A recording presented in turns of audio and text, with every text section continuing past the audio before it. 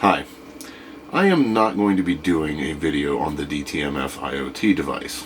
As it turns out, I said I was going to do a video, and if I failed that you'd see me do that, but I failed so quickly that I didn't even bother doing a video.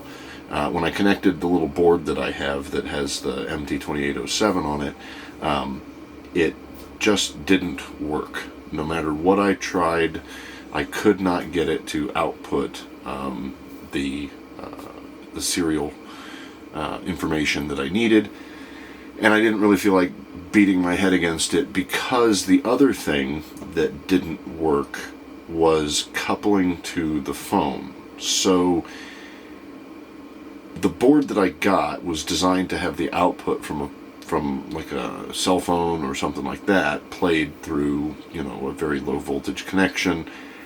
I think it may just overwhelm the board, or at least, the part of it that analyzes the frequency, which is just, the 2807 is not a complex chip, but I think that it just couldn't handle, I don't know, maybe it was clipping.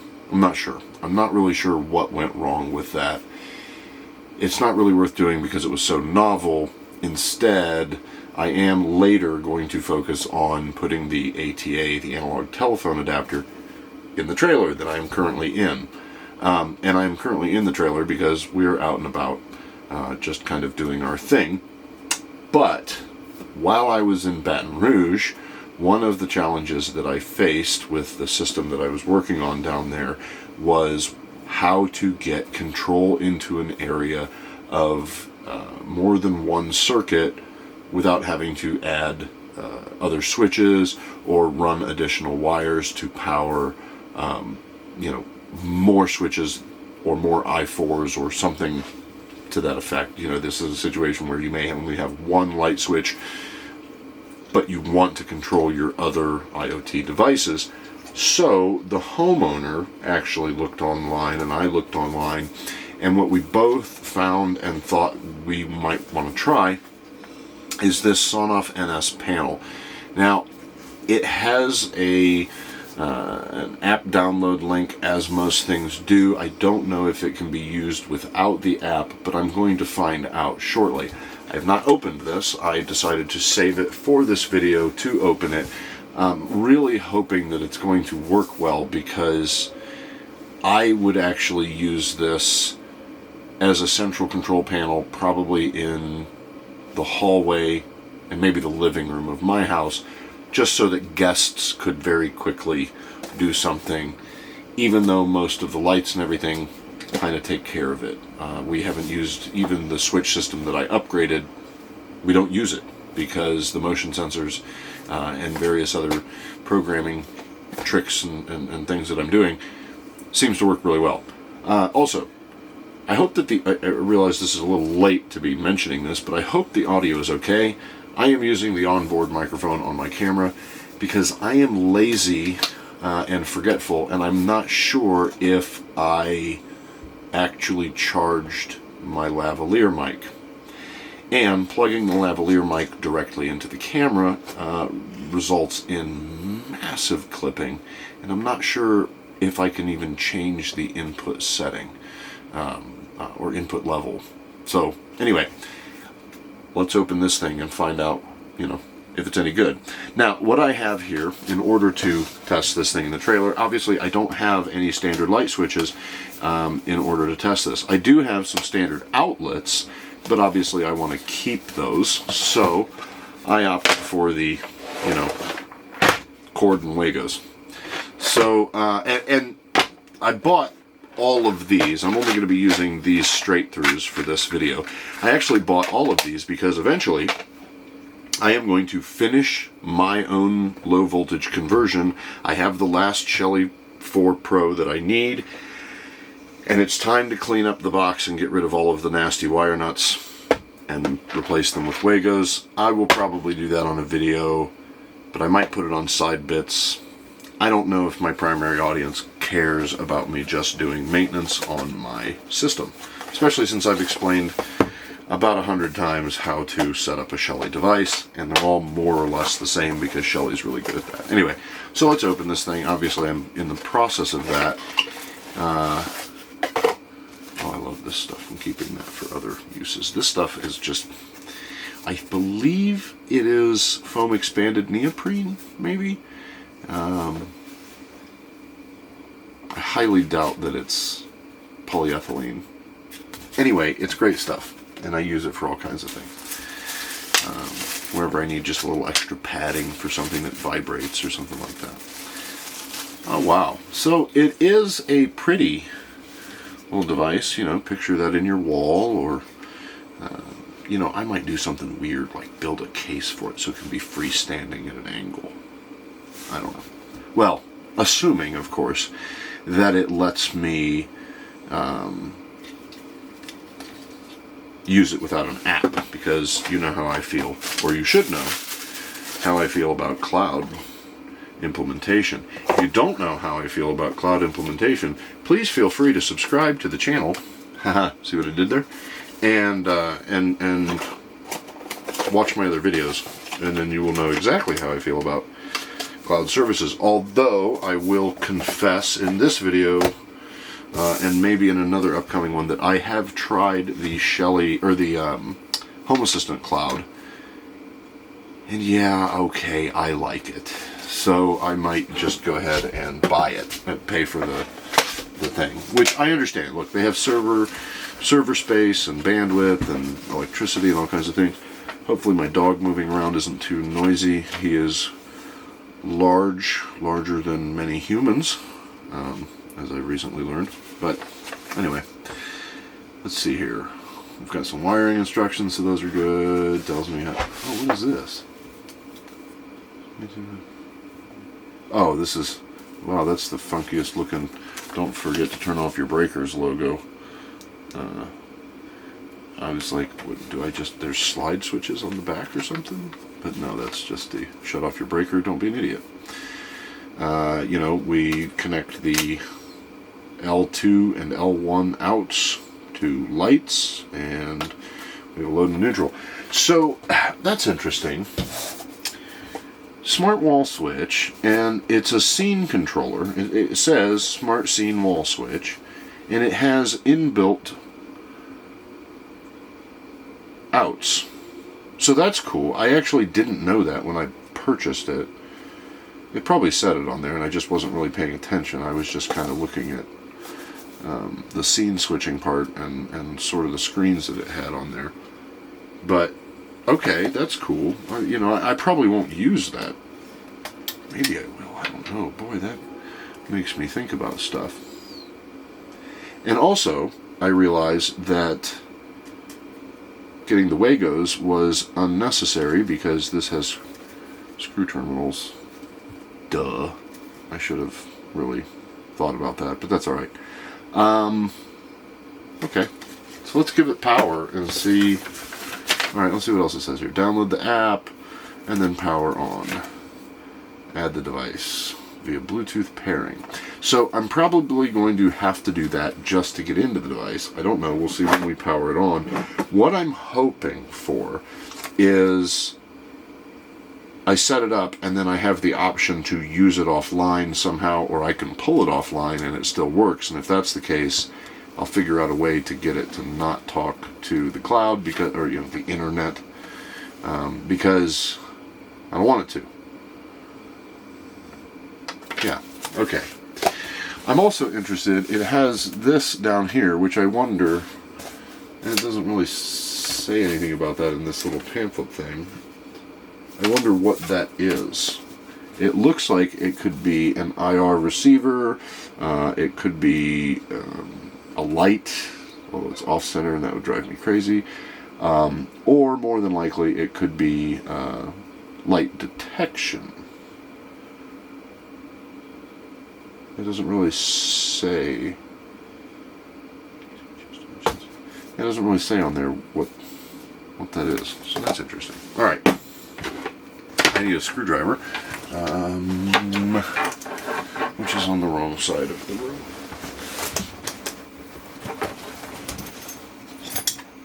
Okay, one screwdriver, fantastic.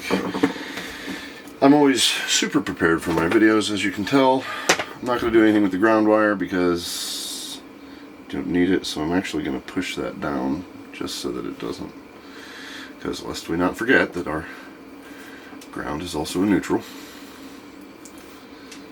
Oh, I had an interesting conversation today with somebody at the campsite that we are at, who's an electrician who actually recognized the old low voltage systems that I'm always on about. He, of course, hates them, and I tried to change his mind. Might have got through, I don't know. His concerns were valid, that they are very messy. They're not often very carefully put together. I will admit that. The wires are often strewn all over. If you don't know what I'm talking about when I talk about low voltage lighting systems, I am not talking about anything new. I'm not talking about 12 volt lighting itself. What I am talking about, landscape lighting. What I'm talking about is a low voltage control system that was used in the 1950s up through, well, really the 80s and 90s, in sort of larger homes oftentimes, or homes in nicer areas of a certain era, that was just really popular for a little bit, and it uses solid state relays. They're really, really neat, but they can be a pain in the butt. If you'd like to learn more about that, or you're interested, check out my other videos. Also, if I'm not boring you completely to death, don't forget to press the like button fervently. Okay, I have to now plug this into an outlet that is under my leg around the tripod, so there's going to be wiggling. I apologize for the wiggling. I really didn't think this part through, but that's what makes it exciting. Alright, not the easiest plug to reach in the world, I will admit. Let's not plug this in by feel, at least not with my fingers on the metal. There we go. Okay, ow. Hey, look, why is this sideways? Okay, that's interesting. Please, okay, well, it immediately wants me to pair it. I'm hoping that I can just do this, and I realize, ooh, glare, all the glare. There we go. Let's just move that around with some live wires and stick our fingers in there. Maybe I'll wash my hands real quick before I do this. Anyway, alright. I realize that is sideways-ish. I really want that to be up, but without the glare. That's alright. Alright, that's good. So it wants me to pair it with the Ewelink app. I've had other Sonoff devices before, so I once had this app. I'm going to go ahead and download it real quick and try to pair it and then see what happens and get notifications.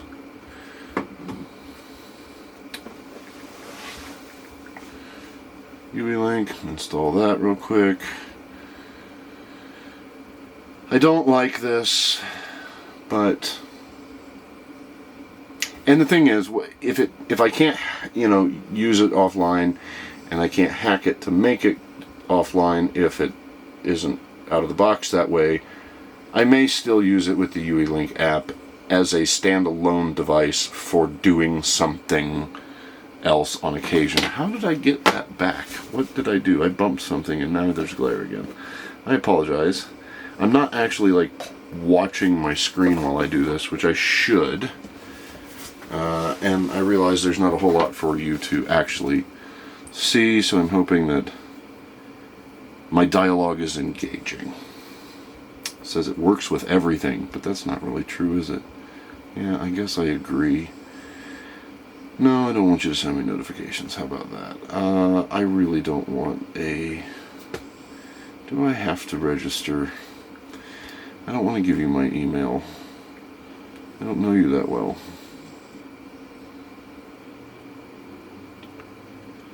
And now it's going to think for a million years. So I'm, I don't know if you really care about this part. I don't really care about this part, but I'm registering the app. Maybe. I am maybe registering the app. I'm going to have, let me just double check. Make sure that I have internet. Oops.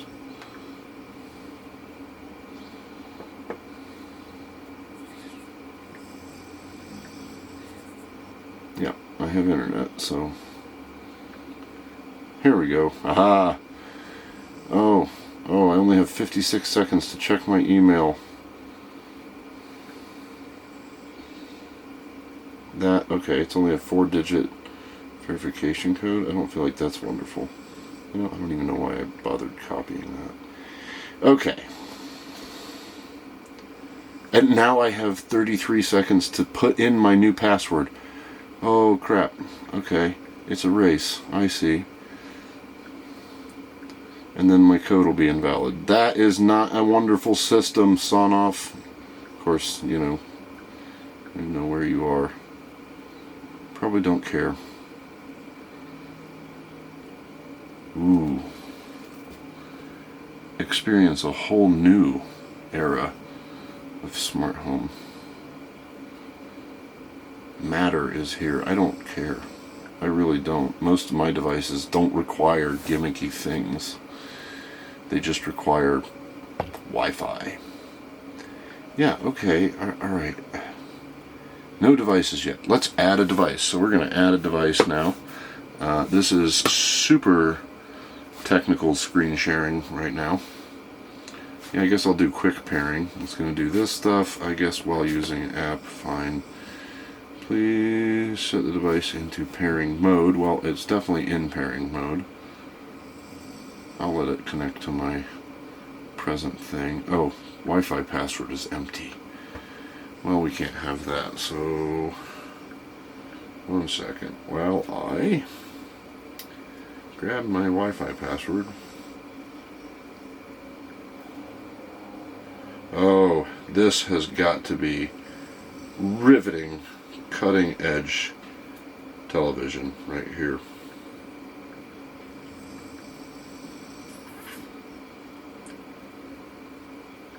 Okay, I would like to paste the text now. Oh, I like how it just shows it by default. It's awesome. So here I am with all of my stuff filled in. Yeah, super exciting. Oh, for the love of Pete. Connect to and determine the relative position of nearby devices. Yeah, why not? Aha! And it found the Sonoff NSPanel. So I'll hit the little plus. It's got the MAC address there. I could write down, but I don't care. At least I hope I don't need it. Okay, got a little green check. Oop, and now the Sonoff is doing things. And it's sideways. So its default orientation is the least likely orientation you are to use. So that's cool. Celsius temperature, I don't have a problem with it necessarily, but I do wonder if they know where they're selling it.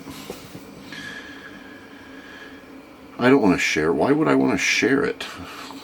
I barely want to share it with the manufacturer. I have messages.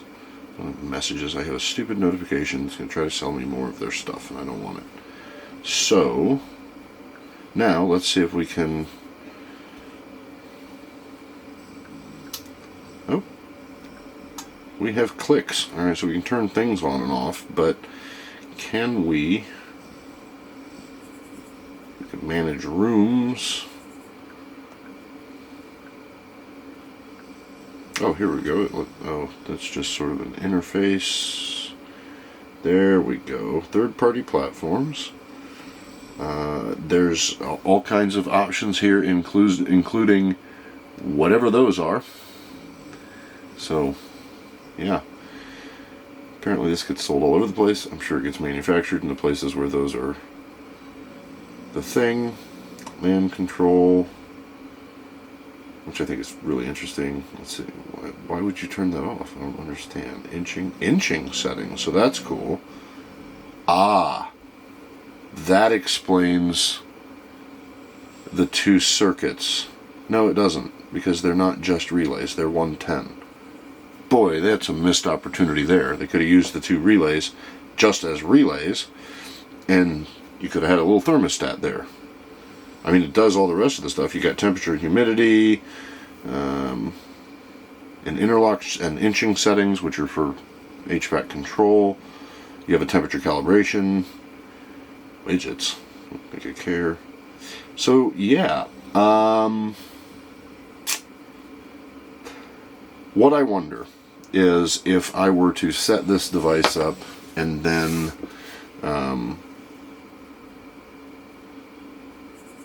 set it up to talk to things or whatever, you know, however I want it to work with the scenes, and then delete it from the app, if it would essentially act cloud free, or if it would keep trying to phone home. I'd have to run some kind of sniffer for that. Whoa! That was my beard. Okay, so I'm not going to bother doing all of the tinkering with you know, putting it on, you know, deleting the device from the app and everything else. I'll do all that later off camera, and I'll report back. First, I'm going to try to fix the orientation on this, and then I guess I'm just going to see what. So okay, so right now, if I press the buttons, they just turn the internal relay on or off, and there's not really a whole lot. It's a touch screen because I touch it and it wakes up, but if you tap the temperature, I guess I could show you. You know, if I tap this this temperature, nothing happens. I can't even tap these little bar areas, which is where that turns on and off. So I'm gonna have to play around in the app a little bit just to see what you can actually do with it, as far as settings and what you can do. It has this widgets thing, so something tells me that that is how you have to, and now I've lost it. This is well, this is extremely frustrating. This is kind of awful. Their app is kind of awful. Their panel is neat. The device is packaged neat. I like the little buttons. I like the presentation. Feels hefty. If I can't get it offline, I'll be cracking it open to see what's in there, as far as circuitry, to see if it's any good. So, I mean, all the hardware seems like it's there. They just ruined it with this software that you can't do anything other than what they want you to do. So far, that statement is pending further investigation. I've got some brand info, which just tells me some crap. I mean, there's not a whole lot of options in the settings other than, you know, you can set it up for Google Home and Alexa. I don't see Home Assistant in here, which is fine. I do wonder if my Home Assistant will automatically detect it. That is something that I should check. I don't have my computer here. I don't want to burn a lot of time or bore you to death by doing that. I'll do that later. It does look like there's a firmware update available. I'll go ahead and run that now. Why the hell not? And then I'll try to do, yeah, I'll try to do stuff with it, and then I'll just have to report back. I thought I was going to get to do more with it just by setting it up through the app, like maybe set up some sort of MQTT communication or something like that, but doesn't look like it. So I don't know if I will try to splice this into more video after I do some more research and playing with it, or if I'm just going to publish this video and you'll have to wait for part 2. So, if I am splicing this video and there's going to be, you know, just a continuation, that's going to happen right now. Otherwise, you'll just have to wait for the next video to find out more about this Sonoff NSPanel. And until then, thanks for listening to me ramble, and I do hope you'll join me for future videos as I continue building, exploring, and traveling with smarter circuits.